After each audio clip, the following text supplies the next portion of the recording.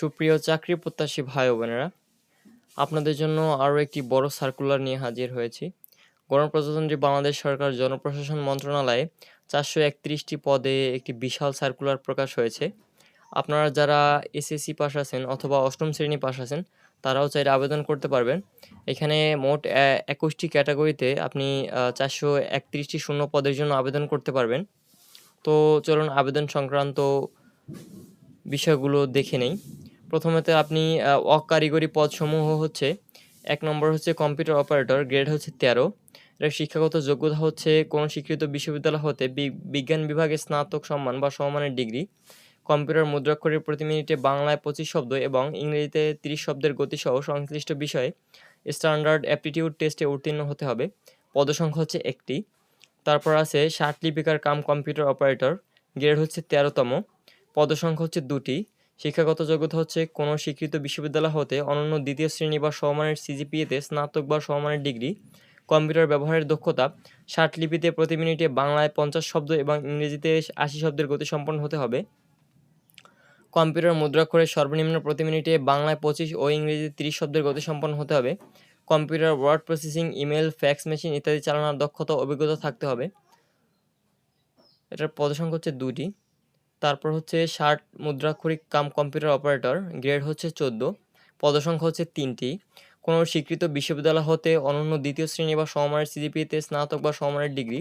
Computer ব্যবহারের দক্ষতা, ষাটলিপিতে প্রতি মিনিটে বাংলায় ৪৫ শব্দ এবং ইংরেজিতে ৭০ শব্দের গতি সম্পন্ন হতে হবে। কম্পিউটার মুদ্রাক্ষরে সর্বনিম্ন প্রতি মিনিটে বাংলায় ২৫ ও ইংরেজিতে ৩০ শব্দের গতি সম্পন্ন হতে হবে। Computer word processing, email, fax machine ইত্যাদি চালানোর দক্ষতা ও অভিজ্ঞতা থাকতে হবে। তারপর আছে লাইব্রেরিয়ান, এটার পদসংখ্যা হচ্ছে ১টি। লাইব্রেরি সায়েন্সে ডিপ্লোমাধারী হতে হবে। আরেকটা হচ্ছে সহকারী লাইব্রেরিয়ান, এটাও একই, লাইব্রেরি সায়েন্সে ডিপ্লোমাধারী হতে হবে। তারপর হচ্ছে গাড়ি চালক, যারা অষ্টম শ্রেণী পাস করেছেন এবং হালকা বা ভারী যাদের পেশাদারী লাইসেন্স আছে, বৈধ লাইসেন্স আছে, তারা এখানে আবেদন করতে পারবেন। এখানে আপনার ৩ বছরের অভিজ্ঞতা প্রয়োজন হবে। এই পদসংখ্যা হচ্ছে গাড়ি চালকের ৪টি। তারপর আছে অফিস সহকারী কাম কম্পিউটার মুদ্রাক্ষরিক, গ্রেড ১৬। এটার পদসংখ্যা হচ্ছে ৫৪টি। কোনো স্বীকৃত বোর্ড হতে অনন্য দ্বিতীয় বিভাগ বা সমমানের সিজিপিতে উচ্চ মাধ্যমিক সার্টিফিকেট বা সমমানের পরীক্ষা উত্তীর্ণ। অর্থাৎ আপনার অফিস সহকারী কাম কম্পিউটার মুদ্রাক্ষরিকে যারা আবেদন করবেন, তারা অবশ্যই জানেন যে কী যোগ্যতা দরকার হয়। সাধারণত সেইগুলো এখানে দেওয়া আছে। আমি বিস্তারিত বলতেছি না, কারণ ভিডিওটা অনেক লম্বা হয়ে যাবে। তো অফিস সহকারী কাম কম্পিউটারের পদসংখ্যা হচ্ছে ৫৪টি। এটা অনেক বড় একটি জনপ্রশাসন মন্ত্রণালয়ে অনেক বড় একটি সার্কুলার। তারপর আছে হিসাব সহকারী। এটা হচ্ছে পদসংখ্যা হচ্ছে ৩১টি। কোনো অনুমোদিত শিক্ষা বোর্ড হতে বাণিজ্য বিভাগে উচ্চ মাধ্যমিক অথবা সমমানের পরীক্ষা উত্তীর্ণ। তারপর আছে সহকারী স্টোর কিপার, এটা পদসংখ্যা হচ্ছে ১০টি। স্টোর রক্ষণাবেক্ষণ অভিজ্ঞতা সহ কোনো অনুমোদিত শিক্ষা বোর্ড হতে উচ্চ মাধ্যমিক বা সমমানের পরীক্ষা উত্তীর্ণ। তারপর আছে সেলসম্যান, এটার পদসংখ্যা হচ্ছে ১টি। কোনো অনুমোদিত শিক্ষা বোর্ড হতে উচ্চ মাধ্যমিক বা সমান পরীক্ষা উত্তীর্ণ। তারপর আছে পানি পাম্প চালক বা পাম্প চালক, এটার পদসংখ্যা হচ্ছে ৩টি। এটার শিক্ষাগত যোগ্যতা হচ্ছে অষ্টম শ্রেণী পাস বা পাম্প চালনায় অভিজ্ঞতা সহ বৈদ্যুতিক বিষয়ে ট্রেড কোর্স সম্পন্ন। তারপর আছে অফিস সহায়ক, পদসংখ্যা হচ্ছে ৩২টি। কোনো স্বীকৃত বোর্ড হতে মাধ্যমিক স্কুল সার্টিফিকেট বা সমমানের পরীক্ষা উত্তীর্ণ। তারপর আছে নিরাপত্তা প্রহরী, এর গ্রেড হচ্ছে ২০, পদসংখ্যা হচ্ছে ৩টি।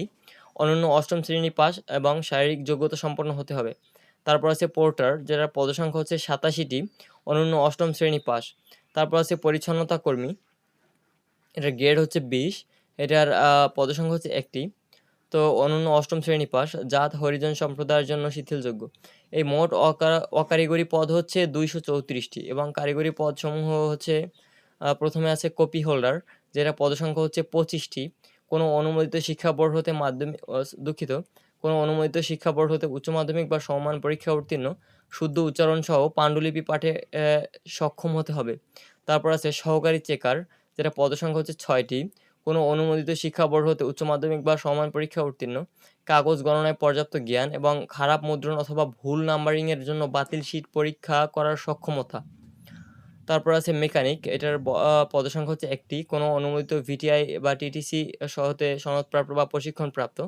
তারপর আছে ইলেকট্রিশিয়ান, পদসংখ্যা হচ্ছে ১টি। এটাও ঠিক, কোনো অনুমোদিত শিক্ষা বোর্ড হতে মাধ্যমিক বা সমান পরীক্ষা উত্তীর্ণ, কোনো অনুমোদিত প্রতিষ্ঠান বা ইনস্টিটিউট হতে লাইসেন্সধারী সনদধারী। এবং যাবতীয় বৈদ্যুতিক কাজে পর্যাপ্ত জ্ঞান, যোগ্যতায় উত্তীর্ণ প্রার্থী হতে হবে। তারপর আছে বাইন্ডার, যেটা পদসংখ্যা হচ্ছে ১৬২টি। এটা অনেক বড় একটি শূন্য পদ। বাইন্ডার পদে যারা আবেদন করতে চান তাদের শিক্ষাগত যোগ্যতা কোনো অনুমোদিত শিক্ষা বোর্ড হতে মাধ্যমিক বা সমান পরীক্ষা উত্তীর্ণ। অর্থাৎ আপনি যেকোনো শিক্ষা প্রতিষ্ঠান হতে যদি আপনি মাধ্যমিক পাস অথবা এসএসসি পাস করে থাকেন, তাহলে আপনি এই বাইন্ডার পদে আবেদন করতে পারবেন। সেক্ষেত্রে আপনার যোগ্যতা পরীক্ষায় উত্তীর্ণ হতে হবে অবশ্যই। তারপর আছে কাউন্টার প্রেসের জন্য। এটার পদসংখ্যা হচ্ছে ২টি। আ ৮ম শ্রেণী পাস, কাগজ গণনা ও প্যাকিং এর কাজে পর্যাপ্ত অভিজ্ঞতা থাকতে হবে। মোট কারিগরি পদ হচ্ছে ১৯৭টি, সর্বমোট হচ্ছে ৪৩১টি। তো এইখানে যারা আবেদন করবেন, নিম্নবর্ণিত শর্তাবলী অবশ্যই খেয়াল করতে হবে।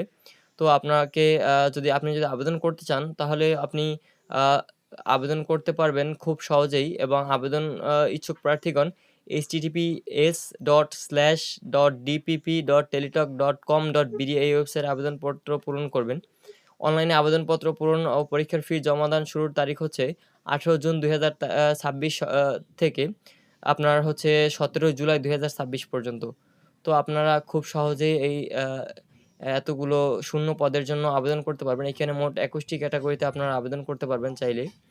তো আপনারা যারা এই চাকরিটির বা জনপ্রশাসন মন্ত্রণালয়ের যারা পছন্দের তালিকায় আছে, তারা খুব সহজেই এখানে আবেদন করতে পারবেন এবং আপনাদের পছন্দের চাকরির জন্য আবেদন করতে পারবেন। তো এই সম্পর্কিত যদি কোনো আপনাদের প্রশ্ন থাকে অবশ্যই করবেন। আমি পরবর্তীতে উত্তর দেওয়ার চেষ্টা করব।